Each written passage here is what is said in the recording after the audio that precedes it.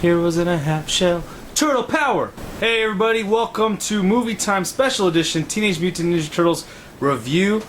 I just got home from watching Teenage Mutant Ninja Turtles and I wanted to share my thoughts and opinions of this movie with you guys. Now earlier this week I did watch the original for my movie of the week for Movie Time, and I guess that's what I have to kind of compare this movie to, because you have two things that are the same entity, I guess you could say, and so you kind of have to.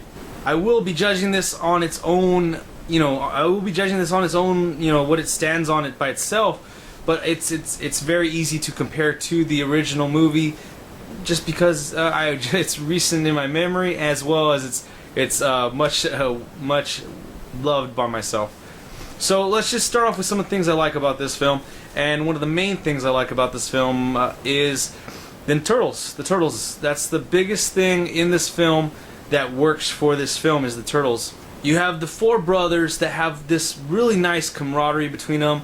They are able to have this banter, and it's like they're brothers. You know, they argue about silly little things, and they know each other's little ticks, and that they can all push each other's buttons, and they hit on those things. They do a very good job of incorporating all that, of kind of like what real brothers are like. For some of the turtles, they had the actual actors that did the physical role on screen actually do the voices. Some of them they actually hired on people to do the voices. One of those voices was Johnny Knoxville.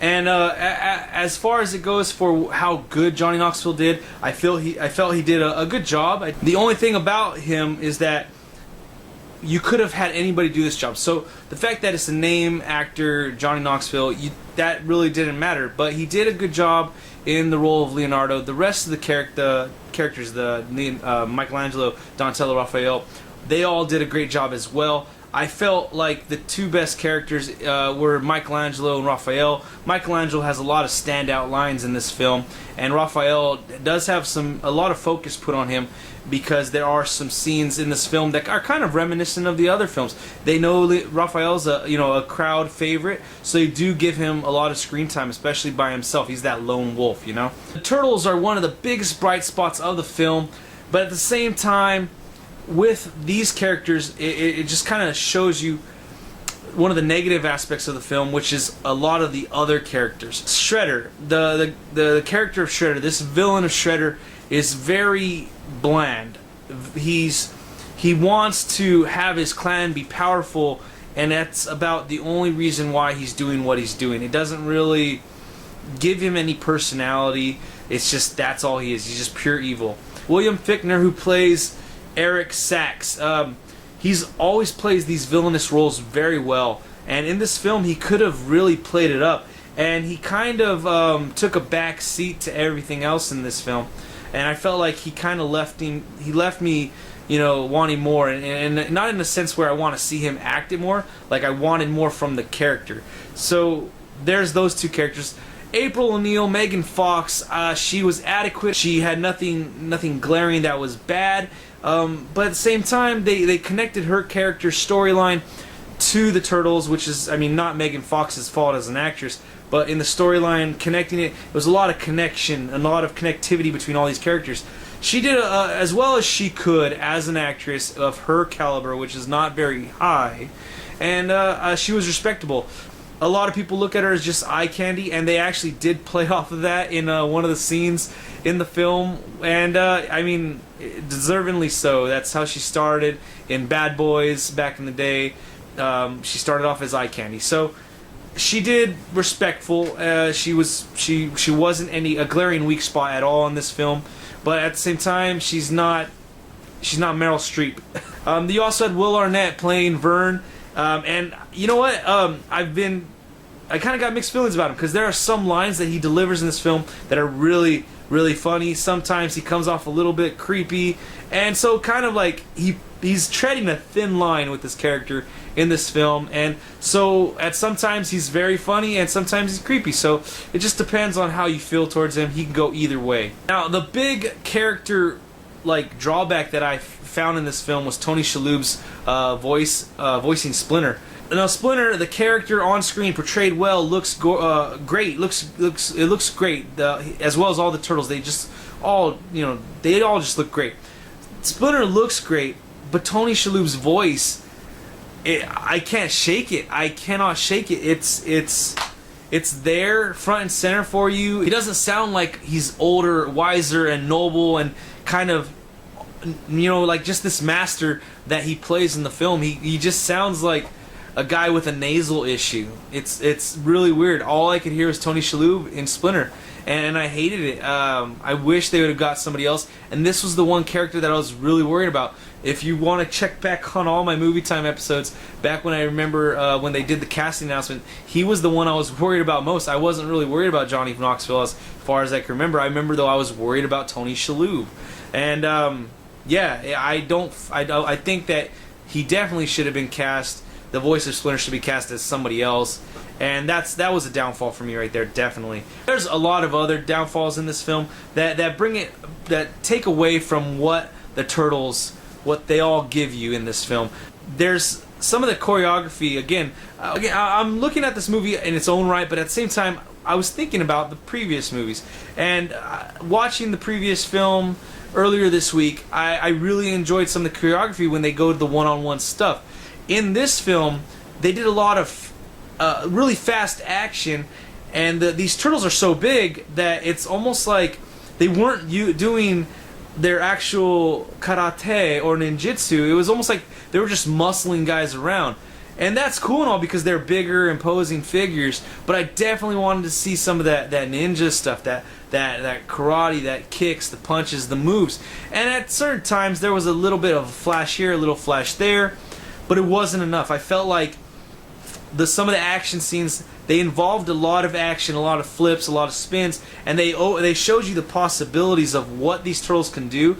But then in the end, they kind of didn't give you everything. So maybe that's what they meant to do, and maybe this is because this is the turtles at a point where they're not in full control of all their skills. Maybe they still need a ways to go. Maybe that's why. But there were some scenes that they could have definitely expanded on with the martial arts, and I hate to say that they just didn't live up to that caliber. The main fight scene that I think of in the original movie was when Raphael's on top of the building when he gets beat up. Like, there was no scene like that in this film. I felt I thought that Splinter, when he was fighting Shredder in the sewer den, I thought they did a real good job with that one, but at the same time, everything moves so fast that it was kind of like you don't see the true martial arts. You see his tail wrapping around things and throwing Shredder, and it wasn't the true martial arts like I remember watching in the original Ninja Turtles and then number 2.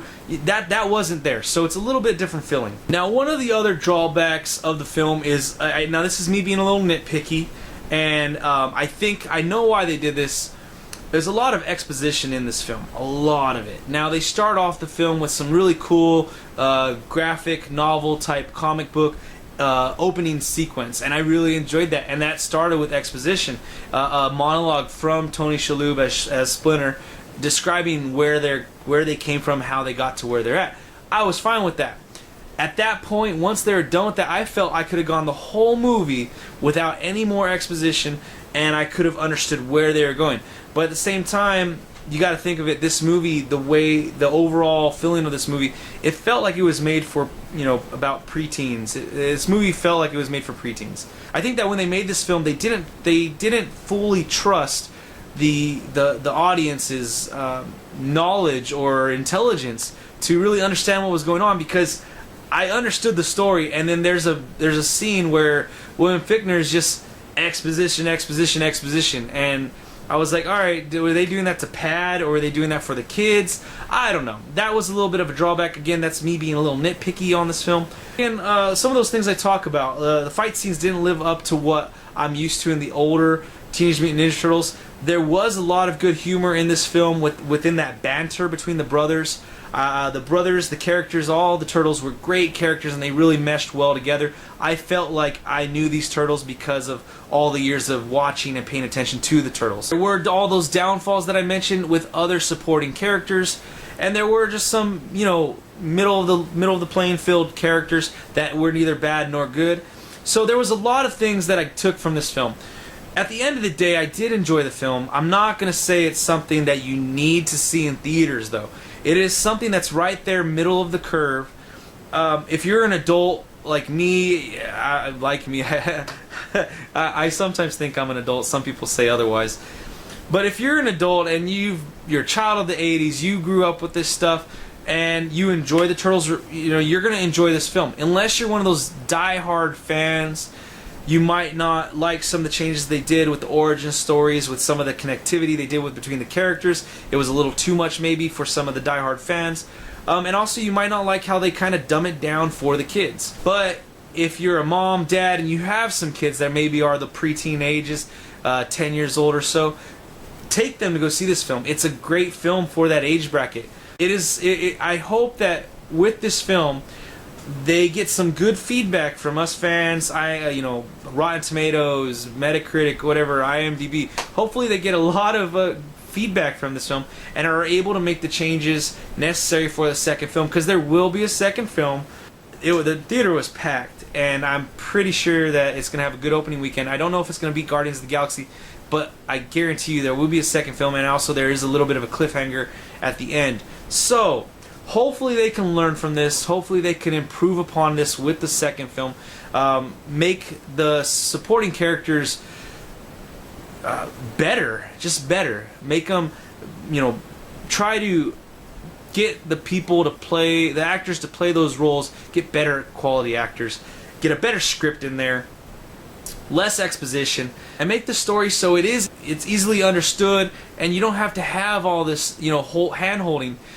Raise up kick it up a notch or two in the next one with all the martial arts. Make it so like maybe from the number 1 to number 2 they've trained a bit and they've gotten better, because they're gonna need to get better for number 2 because of what the cliffhanger they leave off on. They're gonna definitely have to get more versed in their martial arts and ninjutsu. Again, overall, I had a good time with the film. It's not better than Guardians of the Galaxy. It's not better than Captain America. It's not better than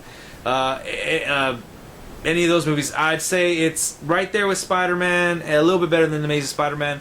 Probably right around there with Transformers, maybe a little better than Transformers, but that might also be because I have a bias because I am a Ninja Turtles fan.